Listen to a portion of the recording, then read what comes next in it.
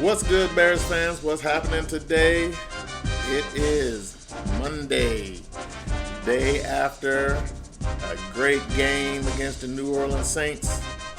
But unfortunately, our Bears lost again.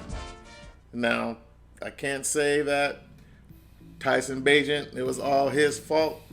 But let me tell you this, Bears fans. We are getting close. I'm going to say that. We are getting close to victories. Now, I'm not going to say that Tyson Bagent ain't it. I'm not going to say that, JF1 is it. But what I am saying is we are definitely getting closer, in my opinion. And we still have issues. Don't get me wrong out there. Don't get me wrong. We are still having issues, but all issues that can be corrected. Now, if you're new here at Bears Media Company, I am your host, Brent C. And I hope you're hitting that subscribe button and the like button. And hey, let's talk about it down in the comments section, because I'm ready to talk about it, and I know you are, so let's get into it. Well, Bears fans, heading down to New Orleans, we thought after the last game that, hey, maybe we just needed to tweak a few things. Maybe we would lean on the run game a little bit more, and we would be right there ready to battle against these New Orleans Saints. Now, getting the ball first to start the game, I gotta say, our offense looked pretty darn good. Nothing overly exciting, but, we were moving the ball. And more importantly, we were running the football. Now, this is where I got to cut, from the good vibes and whatnot. And let me just say that we are going to need some better offensive play calls. Now, with that being said, and let's finish up here with that first half against the Saints. Now, I can't really be mad how things look, because Cole Kmet and Tyson Bagent, as well as Darnell Mooney, looked very good to start things off. That first half, you couldn't ask for much more than that, other than more points, of course. But for this Bears football team, we actually looked decent. That first half, Tyson Bagent hitting his guys. Like I said, Cole Kmet, who I've been talking about, our tight ends, need to be heavily involved in games. And Cole Kmet, that first half, he was very involved in the game. Couple passes, couple touchdowns. Now, it's one thing, when you go out and you trade, last year, the first round pick, and we get back DJ Moore. It's another thing to be, 8 games into the season, and we're not using DJ Moore. We're not using him. And this guy out here honking the horn is about ready to kill me. You can't get in, you can't get in. Now, let me just say this, Bears fans, and hang with me. The running game, the short game, can't even say the short game. I'm not going to say that. What I am going to say is our running game compared to just about every other team in the league, we are dynamic. We have a dynamic offensive run game. There it is. We should be a run first football team. And in this football game in that first half, let me say this. We did our best to run it down their throat, and it worked. Tyson Bagent, like I said, 2 touchdown passes to Cole Kmet. That first touchdown pass, let me say this, that dang Cole Kmet had fingers of glue in that one. That looked so good. I mean, that's how you get the Bears fans to get out of their seat, Tyson, and I appreciate that. Now, that second one, hey, great play all the way around. And let me say that our offensive line in that first half looked pretty good. And we had to welcome back, our starting left tackle, Braxton Jones, who was subbing in and out throughout the game with Larry Borum. I kind of get it. You wanted Braxton in there on the pitch count, but giving the opportunity later in the game would come back this in and out, would bite us in the ass, plain and simple. But for the most part, Braxton looked good that first half. I didn't think that he was showing any signs of wear. Didn't look like he was getting too tired, or overly tired, I should say. And so I thought that in that second half, probably don't need to keep subbing him out because it looked like he's doing pretty well. So, good things can happen for our Bears with continuity. And with our starters out there, as it was, Braxton Jones, Cody Whitehair, Lucas Patrick, Tevin Jenkins, and Darnell Wright, that offensive line looks sturdy. So, Dante Foreman, I have to say it, that he should be running back one at the start, whenever Herbert gets healthy. Nothing against Khalil Herbert, not a thing. But I'll say this, Dante Foreman runs with passion, and after signing Andrew Billings as well as Montrez Sweat to their contract extensions, Dante Foreman probably should be next in line. He is that good, and I've been beating the table for him since we signed him, because I think he is that guy. Roshan Johnson, love the kid, great number 2 for us. Darrington Evans, hey, he fills in that backup role of third running back very well. Of course, Khalil Herbert, when he comes back, we're going to have to see how all this plays out. But for right now, Dante Foreman, he's my guy. He is RB1 for me. And for this game, to run 20 times and get, I believe, 83 yards at a 4.2 yard clip, that's what you need. And I've been screaming about it.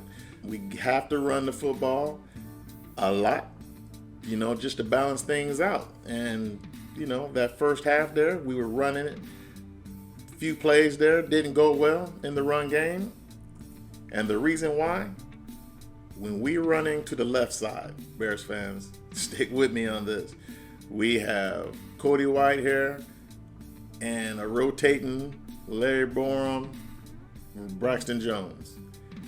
And whenever we ran on the left side, wasn't all that great. I think we had 2 runs of more than 5 yards on that side for the entire game. But once we started running, behind the right side, of course, with a young, keyword young, Tevin Jenkins and Darnell Wright, hey, Dante Foreman was killing it. He was killing it. And I do believe, hopefully, Luke Getsy is seeing this. And for the next game against the Carolina Panthers, I'm looking forward to more runs on that right side, right? Now, to finish off that first half, Tyson Bagent, as I said, was looking good. No real complaints about him.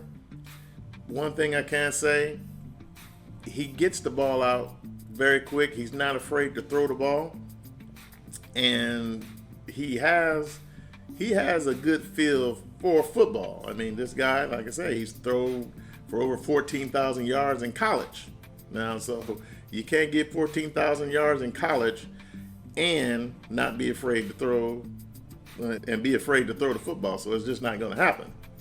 Now, to finish out that first half, Tyson Bagent, 10 of 13 for 149 yards, 2 touchdowns, and 1 interception. Now look, the protection that first half was good. But when Tyson threw that interception, you could start seeing that offensive line started fraying. The pressure started building up. The defensive tackles for the Saints started getting more and more push as that first half was going on. So that's why I say we need to get younger on that offensive line, because the pushback just started coming a little bit at a time. And even though that interception, I think he threw a little bit behind Tyler Scott, I think the pressure was right there, really in his lane to throw the football, maybe in his vision a little bit. So it just seems that as the game wore on, our offensive line started to fade. Now, at 14-14 at the half, when we got into the second half, that's where it really started to just rear its ugly head.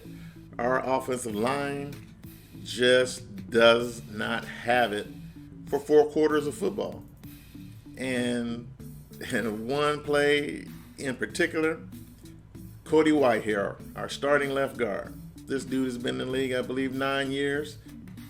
Ladies and gentlemen, this dude is a professional. He is an NFL professional. But how, and I do mean how, do you get called for being offsides when you are on the offensive side of the ball? How? That penalty right there was just the second half. We just let things just get to us, and we started to just go down. I mean, we ran the ball fairly well. Roschon Johnson got a couple good runs, but he only ended up running the ball for 5 times and for the whole game. And didn't really see him do a whole lot in the run game. The passing game, he kind of picked it up, if I remember correctly. Let me look here. Johnson, well, he only had one target for 9 yards in the entire game, but it seemed like he was doing a little bit more to me.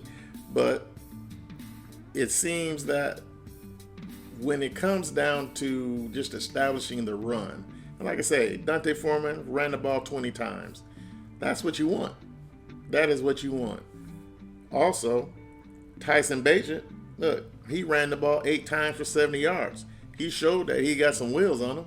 So I get it. Now, I do not want no design runs for Tyson Bagent. Let me say that. I do not want design runs for Tyson Bagent, because some of the hits he was taking, that's going to come back to haunt us at some point. So we definitely don't need that. Now the kid, like I say, Tyson Bagent, he has shown he can play in this NFL. He's not going to be a star unless he starts getting some better arm strength, in my opinion. But he can play. Now, is he the kind of guy that I want to lead my team? I got to say no, not at this point. Maybe in a year or two, after he's been in the league, then maybe we can have that discussion. But right now, I have to say that, when he's healthy, and I'm not sure when that's going to be, but with the Carolina Panthers coming up, maybe he plays. Not sure how I feel about that if I want him in, because like I say, 2-7, our season pretty much is done for. Now, that second half, penalties. Why do our offensive linemen just have to have penalties?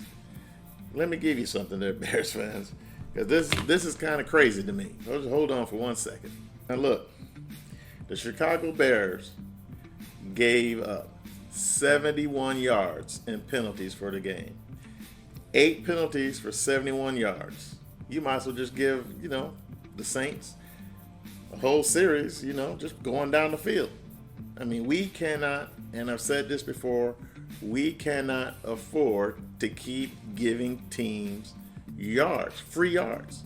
Free yards is what's killing this team. We're losing yards, and they are gaining yards. The opposing team is gaining yards on us. So that's got to change. It really, really has to change. And I'm not sure if we're going to get there this year. I mean, we're averaging right now, I do believe, 7 penalties a game and over 60 yards in penalties every game. That's not going to help us, Bears fans. Not going to help us at all. But, penalties, and let me give you this one. Velus Jones, you are on special teams. How, for the second game in a row, how do you get another silly penalty? I don't get it. How? You don't even play that much. And then, let me say this, in that second half, you get a pass thrown your way and you just fumbled the ball. I mean, it wasn't an actual fumble, ladies and gentlemen, but the ball hits you in the hands. You got to hold on to it. But, he dropped the pass. I mean, it wasn't nothing against the offense or whatever, but for the second week in a row, we thought that we could trust Velus Jones, and we got smacked in the face for it. So the Velus Jones experiment, for the love of God, let's give it up. Keep him on the special teams, even though he doesn't play much on special teams anymore, other than looking over his head and saying, okay, well, touchback. So, that's a roster spot, in my opinion, that needs to go to somebody. somebody, anybody. He's just not showing anything to me, Bears fans. Let me know down in the comments what you think. Should Velus Jones be getting plays on our offense? I don't think he should. I think that train has sailed for me. I don't want to see him back out there at all on offense. I love the way that, maybe, his speed gets us some dynamic plays, but it's not enough to where it impacts the game in a positive way. It just doesn't. So I don't know. He's got to go. He has got to go. I mean, I just don't see it. Now, Darnell Mooney, who has been pretty much non-existent for the Bears this season, he finally showed up, ladies and gentlemen, and man, hasn't looked good for us before, but it's just like he hasn't really been given the opportunity to shine like he did last year. But, in this game, Darnell Mooney, 5 receptions for 82 yards. Hey, he came to play. We love to see it. I mean, I think we all love Darnell Mooney. Love to see him in a Bears uniform. It's just one of those things that I don't know, we need to get him more targets, I guess is what I'm saying, Bears fans. Get him more targets, get him more involved in the game. A couple of his catches today, across the middle. So we got to get him involved in there. And now, hey, let's talk about our number one receiver, DJ Moore. Now, DJ Moore targeted 5 times, 3 catches for 44 yards. Ladies and gentlemen, that is not going to get us anywhere. Not at this rate. It is not going to get us anywhere. I mean, granted, Tyson, he could, get the ball around. Like I say, Cole Kmet got plenty of opportunity today. Darnell Mooney had plenty of opportunity today. But when you're paying a guy $16 million and he's only getting 5 targets, that says either you don't trust him or you don't trust the quarterback. Now, I trust DJ Moore. I trust him, and I trust our quarterback. So it has to come down to scheme, play calling, and things like that, right? So hopefully Getsy starts pulling, and I'm saying it seems like regularly now. Hopefully Getsy gets his head out of the rump and starts calling better plays for our offensive playmaker, right? I could be wrong, but I don't think I am. Now, that fourth quarter, it just went downhill with the penalties, the 3 and outs, Tyson getting pressure all up in his face. It's the offensive line just letting the defenders get close to our QB. Can't let that happen, Bears fans. So even though I'm not a coach in the NFL, but if I'm starting to see the pressure getting closer and closer to my quarterback, I'm going to have to start calling better plays to get the ball out faster. Now, I know you got to agree with me on that one there, Bears fans, because, I think a couple of those interceptions by Tyson today, and by the way, he had 3 interceptions. 3 interceptions. So you can't win too many games when your quarterback throws 3 interceptions. Now, I know some of you out there are going to say, well, Justin Fields does it too. Well, Justin Fields is not playing, so let's not even bring his name into it, even though I just did. We got to focus, who's playing right now. And with Tyson, once that pressure started getting to him, I don't know if his timing clock just started getting a little bit off rocker, but 3 interceptions, 2 in the second half, not good. Then late in the game, strip sack. I mean, the pressure was getting there, ladies and gentlemen. What I'm saying is, early in the game, we were having tight ends in blocking. Mercedes Lewis was in there blocking for quite a few plays, in a few series, excuse me. So late in the game, when you know we're only down one touchdown and we have to make a move, you want to give your quarterback the best blocking up front that you can, because we were still trying to throw the football late in the game, because like I say, you only down one score. Hey, let's get down there and let's get the touchdown. But what happened? Interceptions, penalties, can't finish plays. I mean, we bit ourselves we bit ourselves in the butt, you know. So, and also we got to say this: Cairo Santos, how do we get the doink? When I heard that ball hit off the goal, just the memories of 2018 just came back to just slap me squarely in the face there, Bears fans. I was feeling bad. You hear me? So, I mean, just crazy that in this game, Cairo Santos hit the goalpost, excuse me, and then the Saints kicker hit the goalpost a little bit later on in the game. So, if you're a special teams guy, you were not happy in this game in the second half there. So, Bears fans, I need you to tell me what you think.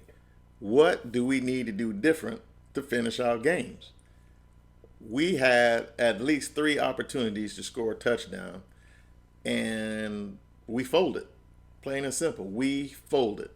So you let me know down in the comments, what do you think we could do better in that fourth quarter to get them to move the ball on, not only move the ball, but they score touchdowns. I mean, just to score points.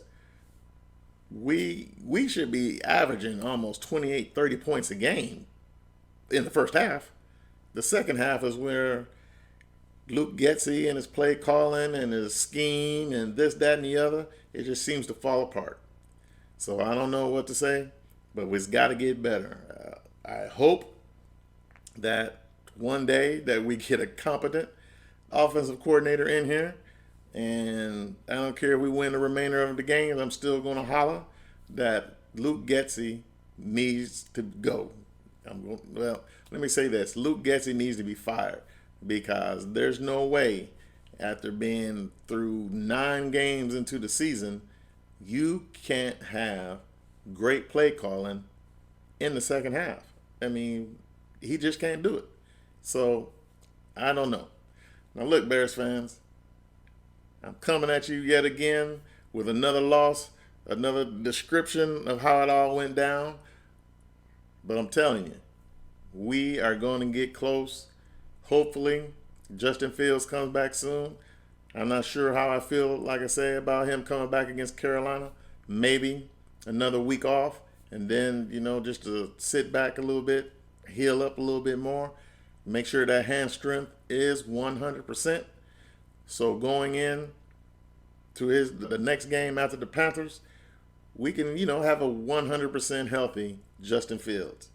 And hopefully we start getting healthier on our team. Eddie Jackson came back today, which was a good thing.